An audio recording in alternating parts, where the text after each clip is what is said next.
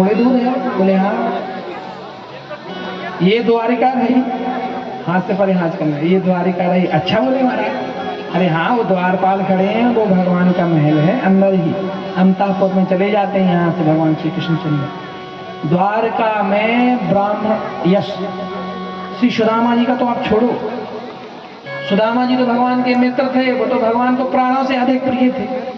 लेकिन द्वारिका में अगर कोई वैसे भी कोई ब्राह्मण पहुंच जाए, अरे वाह, इतना सम्मान होता है द्वारिका में ब्राह्मणों का कि भगवान हाथ पकड़ करके अंतापुर में ले जाते हैं। बात भी नहीं करते रास्ते में। आजकल कोई आया, बोले पंडित जी आए, बोले हाँ बोलिए बताइए क्या काम है। अब बोले हम वृंदावन से आए। हाँ चले आप, बताइए जल्दी बताइए, मुझे टाइम नहीं, ऑफिस को जाना है। अब बताओ। लेकिन वहां नहीं होता ऐसा। द्वारिका में भगवान के यहाँ कोई ब्राह्मण पहुंचा कि ब्राह्मण को लेने भगवान स्वयं जाते हैं। वहां की प्रजा भी ऐसी नहीं। तो थोड़े दूर चले सुदामा, और सुदामा जी चल करके द्वारपालों के पास पहुंचे। बोले श्री राम भगवान की, आप भी आ जाए प्रभु, आइए। बोले सुदामा भगवान के। द्वारपालों से जाकर के पूछा सुदामा जी ने कि प्रभु यहाँ पर कृष्ण कन्हैया लाल कहाँ रहते हैं, हमारे माधव गोपाल कहाँ रहते हैं? पूछे भैया सुदामा जी। द्वारपाल दांत निकाल रहे हैं। धक्का क्यों मार रहे भाई? धक्का मत मारो। बोले भक्तवत्सल भगवान की। देखिए ये सब ये रूढ़ी प्रतिभागिता है। भगवान के द्वारपालों ने धक्का नहीं मारा, हम जैसा कहते हैं वैसा अभिनय करें। सुदामा जी आए और आकर के पूछा द्वारपालों से, भैया कृष्ण कन्हैया लाल यहीं रहते हैं, ये कन्हैया का गांव है क्या? द्वारपाल बोले नहीं प्रभु, हे ब्राह्मण देवता, ये कन्हैया का गांव नहीं है।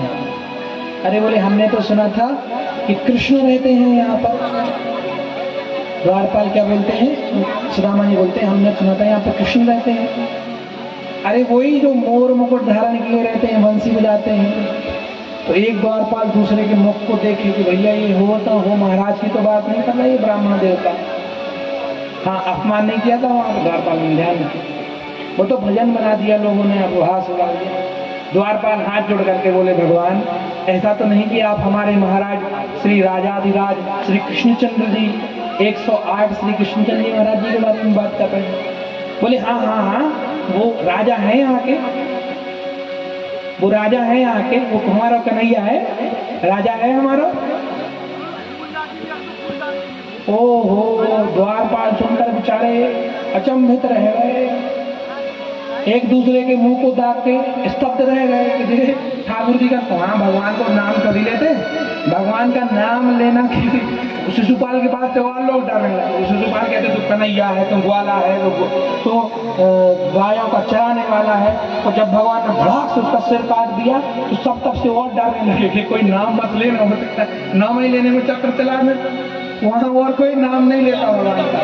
जैसे ही नाम लिया सोई द्वारपाल सतर्क हो गए और जा करके ब्राह्मण को कहा कि आप प्रतीक्षा करिए, हम महाराज से आपका परिचय पूछ करके आते हैं। द्वारपाल जाते हैं भगवान श्री कृष्ण कन्हैया लाल के पास और भगवान अपनी सभा में विराजमान है और जाकर के कुछ लोगों से बोलते हैं कि महाराज, जाकर के महाराज को बताइए कि कोई श्री रामा नाम से ब्राह्मण आया है। तो क्या कहते हैं? शीस पगा न झगा तन पे, शीस पगा न झगा तन पे, प्रभु जान को आई बसे शीस पगा न झगा तन पे, शीस पगा न झगा तन पे, प्रभु जाने को आई बसे प्रभु जाने को आई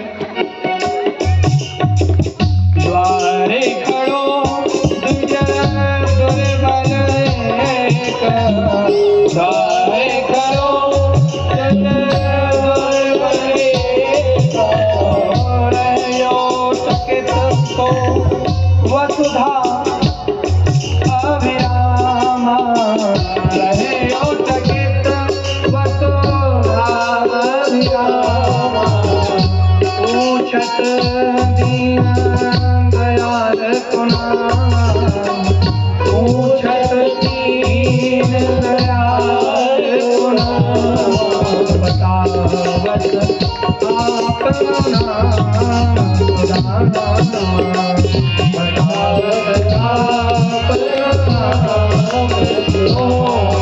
कहते प्रभु एक ब्राह्मण आए हैं और वो अपना परिचय दे रहे हैं कि देखिए प्रभु फटी दुपट्टी सी पहने दुपट्टा लपेटे हैं और एक दुर्बल सा ब्राह्मण खड़ा है और आपका दीन दयाल का नाम भगवान को कोई नाम लेकर के नहीं पुकारता तो कह रहे हैं हे भक्त वत्सल आपका नाम लेकर के बुला रहा भगवान ने पहले तो देखा नाम लेकर के बुला रहा बतावत आप नाम सुदामा। ओहो भगवान ने जैसे ही सुना सुदामा तो आंखें खुल गई भगवान की पीतांबर जमीन में गिर गया और भगवान दौड़ करके गए सुदामा को अपने हृदय से लगा लिया। बोले भगवान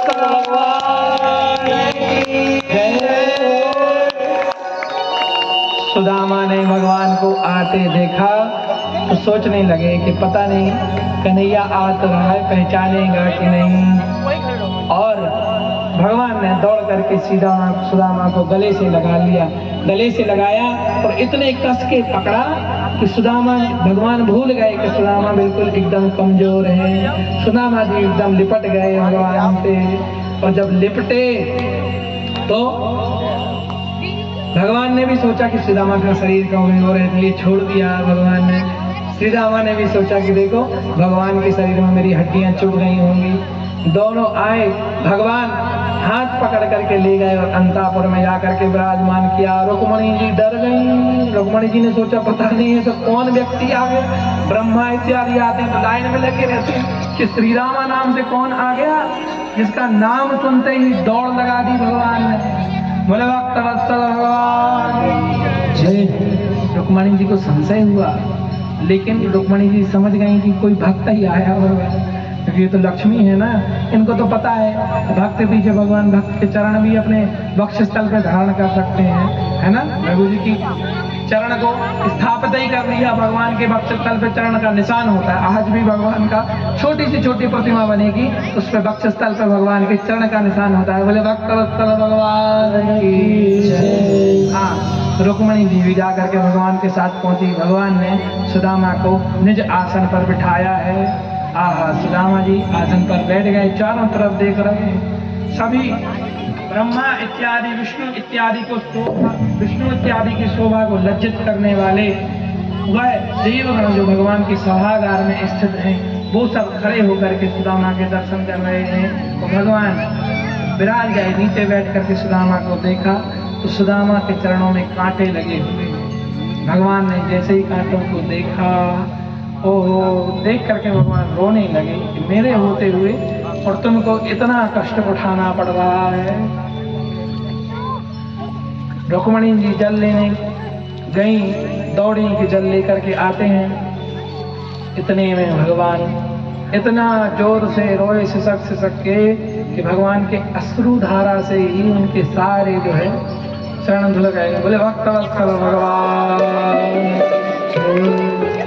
भगवान ने सभा को स्थगित कर दिया। भगवान बोले स्वस्थ सब लोग जा सकते हैं। अब सभा ब्राह्मण देवता जब तक रहेंगे तब तक नहीं लगेगी। बोले भक्त वत्सल भगवान की जय। भगवान श्री रामा को अंतःपुर में ले गए और अपने निज आसन पर बिठाया। रुक्मणी इत्यादि पंखा झल रही हैं। बोले अखिल ब्रह्मांड का नायक है कौन। भगवान ने बताया कि ये हमारे परम मित्र बचपन के मित्र हमारे श्री रामा हैं। आहा सुनकर के रुक्मणी जी भी प्रसन्न हो गई। पुराने मित्र हैं अब तो पुरानी बातें सुनने को मिलेंगी। हाँ बड़ा अच्छा लगता है ना माताएं जब कहीं किसी अपने दूर के रिश्तेदार में जाती हैं तो वो कहते हैं कि हमने तुम्हारे पति को बिल्कुल इतना छोटा सा देखा इतने सा था तब से जानते हाँ, तो माताओं को बड़ी जिज्ञासा होती कि इतने अच्छे तब क्या करते थे, यहाँ कैसे आए, आपने क्या क्या कृत्य की, सब सुनना चाहती हैं। रुक्मणी जी को बड़ी प्रसन्नता हुई कि अब इनके चरित्र चित्रण के बारे में पता चलेगा।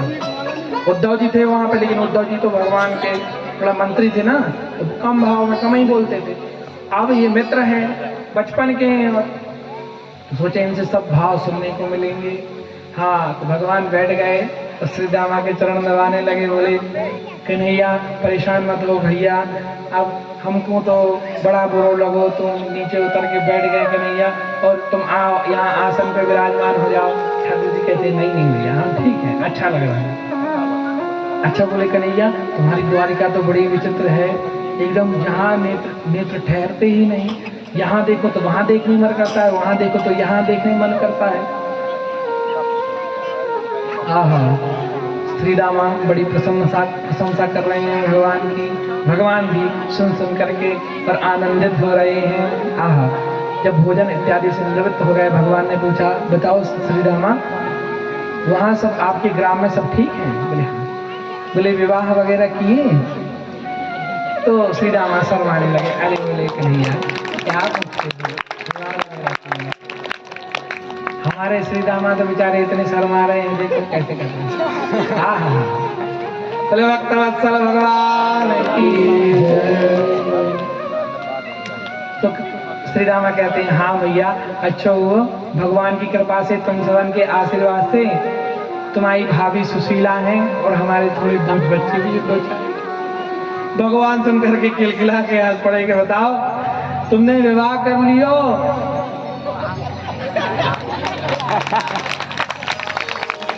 अच्छा विवाह करो है भैया, तो भाभी तुम्हारी सेवा तो करती हैं? बोले हाँ, तुमसे प्रसन्न रहती हैं। हाँ। अच्छा, बोले कन्हैया तुमने विवाह कियो? अरे बोले हमारे छोड़ो, अरे नहीं बताओ तुमने विवाह कियो? बोले हाँ महाराज किए तो हैं। तो रुक्मणी जी ने देरी नहीं की। जब भी हमारा परिचय किसी वरिष्ठ से होता है, जैसे कोई घर में वरिष्ठ व्यक्ति आए और आपके ससुर या आपके पति बताने लगे कि हमारी पत्नी है और वो आपके चरण छूने योग्य है, तो पत्नी का कर्तव्य बनता है जैसे ही परिचय दें तो जाकर के चरण छुएं। सबसे पहले जाकर के रुक्मणी जी ने चरण छुए। तो श्री रामा जी कहने लगे भैया प्रसन्न रहो, दूधो नाओ पूतो फलो। ये दूधो नहीं नहा पाएंगे। बोले भक्त भगवान, दूधों तो नहा लेंगे, पूतो नहीं फल पाएंगे। हाँ, आशीर्वाद दिया रुक्मणी जी के बाद श्री कालिंदी जी आ जाती हैं, सत्यभामा आती हैं, एक एक करके भगवान सबको आशीर्वाद देते हैं। लेकिन जब 10, 20, 30 हो जाती हैं तो वो तो 16,108 है, एक के बाद एक प्रणाम करते जाए। तो बोले कन्हैया ये सब तुम्हारी हैं कि आस पड़ोस की भी सब आ गई? बोले नहीं महाराज, आपके आशीर्वाद से 16,108 है। तो श्री रामा अपने हाथ को देखने लगे कि 16,108 के ऊपर रखेंगे तो घोरा ही जाएगा। भगवान ने श्री रामा जी ने ऐसा हाथ रहे भैया सब खुश रहो, सब खुश रहो, बैठो बैठो, आशीर्वाद दिया सबको। सब श्री रामा को देख करके प्रसन्न हो गए। अब बताइए किसी दरिद्र व्यक्ति को देख करके कोई प्रसन्न होता है? घृणा होती, करे कैसे आ गया, कहां से आया, क्यों आया। लेकिन श्री रामा का तो स्वरूप ही ऐसा है, भक्तिमय स्वरूप है, तपस्या का शरीर है, और शरीर को देख करके ही मन आह्लादित हो जाता है, आनंदित हो जाता है। किसी तपस्वी मनस्वी पुरुष को हम केवल कॉपीन में देखते हैं, जैसे श्री सुखदेव जी महाराज केवल एक वस्त्र में जिनको देखते हैं, देख करके ही मन मोहित हो जाता है, प्रणाम करने को मन होता है। वैसे ही श्री राम आदि का शरीर है, और शरीर को देख कर ही सब पुलकित हो गए और हर्षित मन से सबने साष्टांग प्रणाम किया। रानियां सब लेट गए। श्री राम आदि कहने लगे भैया कन्हैया हम तो एक ही के चक्कर में द्वारिका के चक्कर काट रहे, तुम्हारा 16,108 क्या हाल किए हैं।